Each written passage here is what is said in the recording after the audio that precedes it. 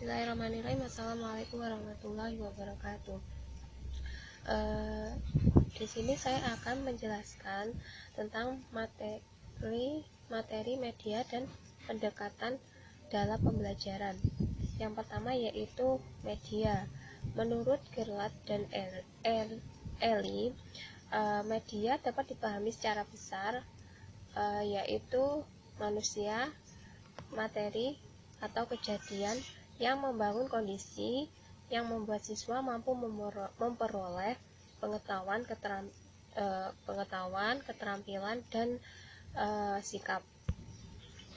Media pembelajaran dapat berupa guru, buku teks, dan lingkungan sekolah. Media pembelajaran adalah media yang membawa pesan-pesan atau informasi yang bertujuan instruksional atau mengandung maksud-maksud pengajaran.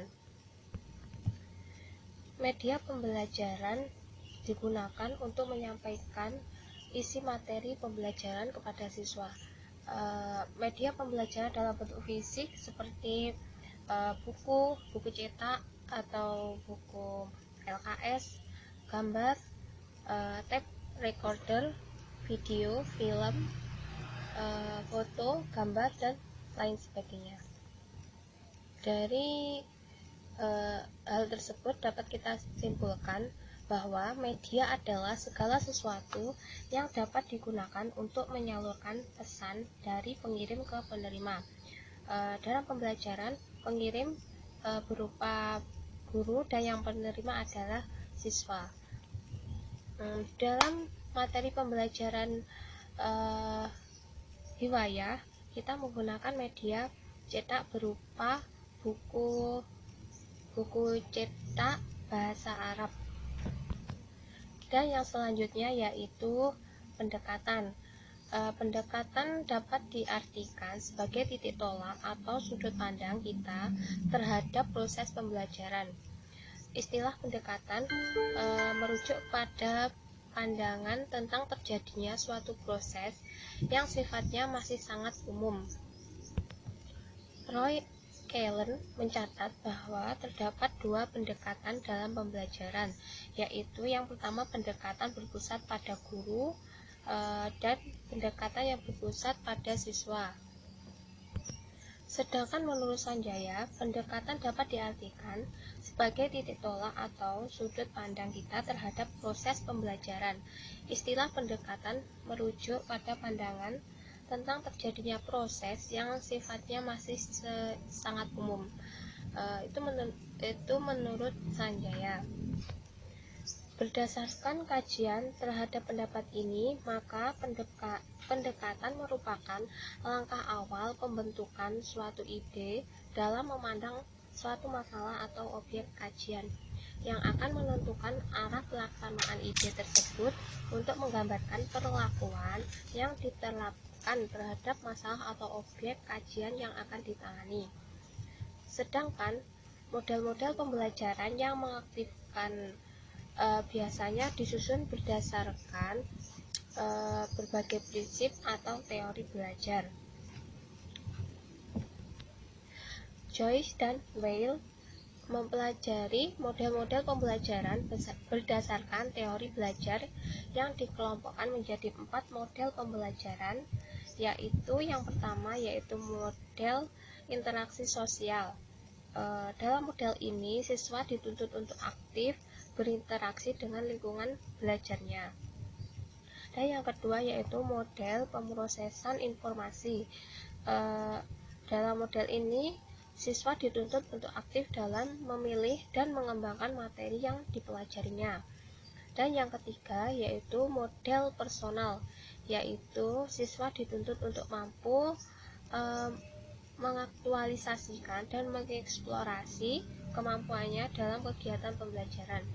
Dan yang keempat yaitu model modifikasi tingkah laku, yaitu siswa di sini harus mampu mengembangkan kemampuannya melalui tugas-tugas belajar, pembentukan pribadi aktif, dan manipulasi lingkungan untuk kepentingan belajarnya.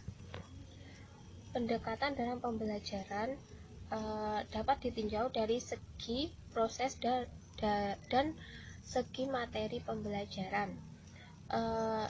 Pendekatan pembelajaran ditinjau dari segi proses itu dibagi menjadi dua macam, yaitu pendekatan yang berorientasi kepada guru dan pendekatan yang berorientasi terhadap siswa. Yang pertama yaitu pendekatan yang berorientasi kepada guru. Pendekatan pembelajaran ini boleh disebut sebagai pendekatan konvensional, di mana hampir semua kegiatan pembelajaran dikendalikan oleh guru. Ciri-ciri pendekatan semacam ini yaitu ketika diterapkan di dalam kelas, biasanya seorang guru akan menggunakan metode ceramah dan siswa hanya menerima apa yang disampaikan oleh guru. Dan yang kedua, pendekatan pembelajaran yang berorientasi kepada siswa. Pendekatan pembelajaran ini merupakan sistem pembelajaran yang menunjukkan dominasi siswa selama proses kegiatan pembelajaran berlangsung. Di sini guru hanya sebagai fasilitator, pembimbing, dan pemimpin. Ciri-ciri dari pendekatan ini terdapat pada macam-macam sumber belajar, metode pembelajaran, media, strategi secara bergantian, sehingga selama proses pembelajaran siswa selalu berpartisipasi aktif. Sedangkan jenis pendekatan pembelajaran yang ditinjau dari segi materi pembelajaran juga dibagi menjadi dua, yaitu pendekatan kontekstual, yang mana pendekatan kontekstual ini dikembangkan dengan menggunakan pendekatan substansi pembelajaran yang dikontekskan dengan situasi kehidupan sehari-hari siswa. Dalam pertimbangan akan memperlancar proses belajar melalui mereka sekaligus memahami dan menyadari bahwa pengetahuan yang didapatkan di sekolah akan memberikan manfaat kepada kehidupannya. Dan yang kedua dari media pembelajaran, dari materinya, yaitu pendekatan tematik.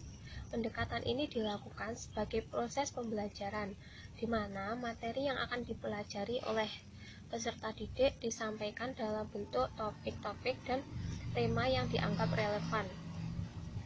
Kemudian, metode dalam kegiatan pembelajaran berkedudukan membangun kondisi yang memudahkan untuk memfasilitasi cara belajar siswa agar dapat mewujudkan ketercapaian kompetensi yang maksimal. Sedangkan strategi berkedudukan sebagai pengemas atau penata keterlaksanaan dari berbagai sumber sehingga tujuan pembelajaran dapat diwujudkan secara maksimal pula. Mungkin cukup sekian apa yang dapat saya sampaikan. Ada kurang lebihnya saya mohon maaf. Wassalamualaikum warahmatullahi wabarakatuh.